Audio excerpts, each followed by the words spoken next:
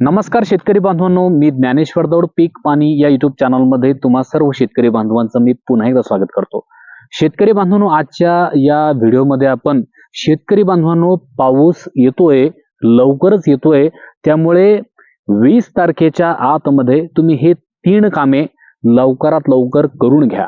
या संदर्भामध्ये शेतकरी बांधवांनो आपण या व्हिडिओमध्ये चर्चा करणार आहोत, त्यामुळे व्हिडिओ तुमच्यासाठी अत्यंत महत्त्वाचा आहे, त्यामुळे शेवटपर्यंत नक्की बघा।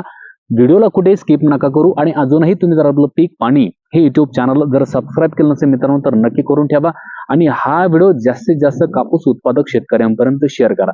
तर शेतकरी मित्रांनो, कोणत्या प्रकारचे 3 कामे आपल्याला करायचे आहेत, तर त्यातील पहिलं जे काही काम आहे शेतकरी बांधवांनो ते आहे की आपल्याला आपलं शेत हे तणमुक्त ठेवणं। यामध्ये सुद्धा 2 पद्धती मी तुम्हाला सांगणार आहे।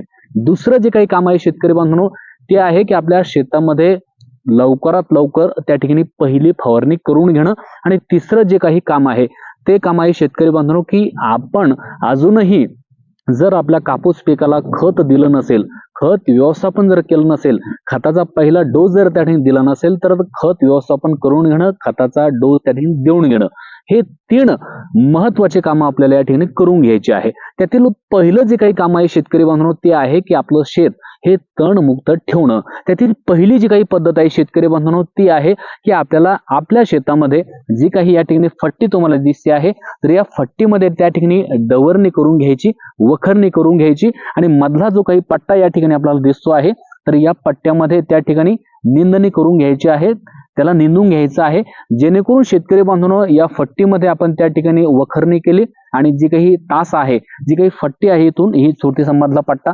यामध्ये जर आपण निंदणी करून घेतली, निंदून जर घेतलं तर आपलं शेत त्या ठिकाणी तणमुक्त होईल। कारण का की आता पाऊस थांबलेला आहे, पाऊस आता मात्र उघडलेला आहे, परंतु काही जे काही हवामान तज्ञ आहेत त्यांचं असं म्हणणं आहे की पाऊस मात्र आता सुरू होणार आहे, 1-2 दिवसानंतर पाऊस त्या ठिकाणी वाढणार आहे आणि 20 तारखेच्या नंतर मात्र प्रचंड पाऊस आपल्या संपूर्ण महाराष्ट्रामध्ये धुमाकूळ घालणार आहे।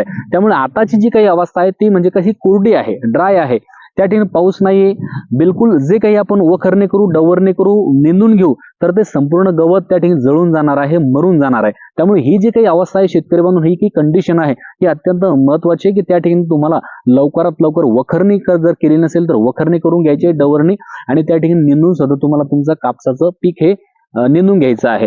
शेतकरी मित्रांनो, आता दुसरं अतिशय महत्त्वाचं काम म्हणजे कोणतं की आपल्याला आपल्या कापूस पिकामध्ये साधारणतः 20 ते 25 दिवसाच्या दरम्यान आपल्याला पहिली फवारणी त्या ठिकाणी करून घेणं अत्यंत गरजेचे आहे।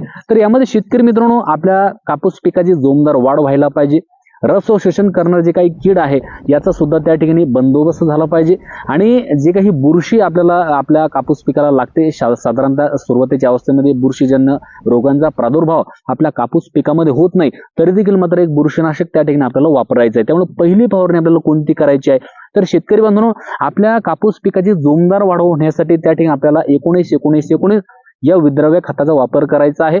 साधारणतः 15 लिटरच्या पंपासाठी आपल्याला त्या ठिकाणी 75 ते 80 ग्रॅम, फार तर 100 ग्रॅम जर घेतलं तर काही हरकत नाही। तर हे विद्रव्य खत घेऊन त्याची फवारणी आपल्याला करून घ्यायची आहे। शेतकरी मित्रांनो, आपल्या कापूस पिकामध्ये रस शोषण करणाऱ्या किडींचा जर प्रादुर्भाव जर त्या ठिकाणी जास्त असेल तर त्या ठिकाणी आपण जे काही उलाला आहे UPLचा उलाला, तर या उलालाचा वापर करू शकतो की ज्यामध्ये फ्लोनिकामाइड हा घटक आपल्याला पाहायला मिळतो। याचा वापर करत असताना शेतकरी बांधवांनो आपल्याला 15 लिटरच्या पंपासाठी साधारणतः त्या ठिकाणी 8 ग्रॅम घेऊन त्याची फवारणी आपल्याला करून घेणं गरजेचे आहे। परंतु जर उलाला जर त्या ठिकाणी आपल्याला जर नाही मिळालं तर कॉन्फिडर, इमिडाक्लोप्राइड असा प्रकारचा घटक त्यामध्ये आपल्याला पाहायला मिळतो, तर याचा सुद्धा आपल्याला वापर करायचा आहे। साधारणतः 15 लिटरच्या पंपासाठी आपण 12 ते 15 मिली घेऊन त्याची फवारणी करू शकतो। दोन्हीपैकी कोणताही एकच आपल्याला घ्यायचा आहे आणि त्याची फवारणी आपल्याला 19-19-19 या विद्राव्य खतासोबत करायची आहे। आणि सोबतच शेतकरी मित्रांनो जे काही मी तुम्हाला सांगितलं बुरशीनाशक, तर आपल्याला बुरशीनाशक घ्यायचं आहे साप पावडर, मँकोझेब आणि कार्बनडाझाइम अशा प्रकारचे 2 घटक त्यामध्ये पाहायला मिळतात। स्वस्त आहे आणि मस्त आहे, आपल्याला त्याला घेऊन त्याची फवारणी करून घ्यायची आहे 15 लिटरच्या पंपासाठी 30 ग्रॅम पर्यंत। शेतकरी बांधवांनो हे झाले 2 कामं, परंतु तिसरं अत्यंत महत्त्वाचं जे काही काम आहे ते आहे शेतकरी बांधवांनो की आपल्याला आपल्या कापूस पिकामध्ये आपण अजूनही जर त्या ठिकाणी खत दिलं नसेल, खताचा डोस जर दिला नसेल तर खत व्यवस्थापन लवकरात लवकर करून घेणं अत्यंत गरजेचं आहे। तर यामध्ये शेतकरी बांधवांनो आपण कोणत्या प्रकारचं खत देऊ शकतो तर त्या ठिकाणी एकतर आपण 10-26-26 या खताची निवड करू शकतो. एकरी 1.5 बॅग किंवा 2 बॅग आपल्या आवश्यकतेनुसार तुम्ही खत देऊ शकतात. किंवा मग आपण त्या ठिकाणी DAP प्लस त्या ठिकाणी MOP पोटॅश हे सुद्धा त्या ठिकाणी देऊ शकतो. शेतकरी बांधवांनो, नाही तर त्या ठिकाणी 12-32-16 या सुद्धा खताचा वापर आपण सुरुवातीच्या अवस्थेमध्ये करू शकतो. शेतकरी बांधव, सुरुवातीच्या अवस्थेमध्ये नत्रांची कमी जरी असली तरी मात्र काही अडचण नाही, परंतु स्फुरद आणि पालाश मात्र त्या ठिकाणी जास्त असावा. कारण जी काही पांढरी मुळी आहे तर त्या पांढऱ्या मुळ्यांचा विकास जास्त व्हायला पाहिजे. आणि सुरुवातीच्या अवस्थेमध्ये शेतकरी बांधून आपलं जे काही झाड आहे ते रोग प्रतिकारक शक्तीने मजबूत असलं पाहिजे. त्यासाठी स्फुरद आणि पालाश हे 2 घटक अत्यंत महत्वाचे असतात.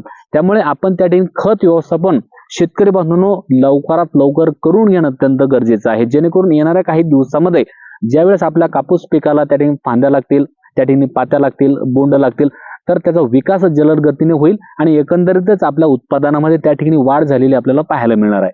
शेतकरी बांधवांनो, माहिती कशी वाटली? माहिती जर आवडली असेल तर आपल्या पीक पाणी या युट्यूब चॅनलला सबस्क्राईब करा आणि हा व्हिडिओ जास्तीत जास्त गरजवंत कापूस उत्पादक शेतकऱ्यांपर्यंत शेअर करा. पुन्हा एकदा नवीन व्हिडिओमध्ये भेटू. तोपर्यंत नमस्कार, धन्यवाद.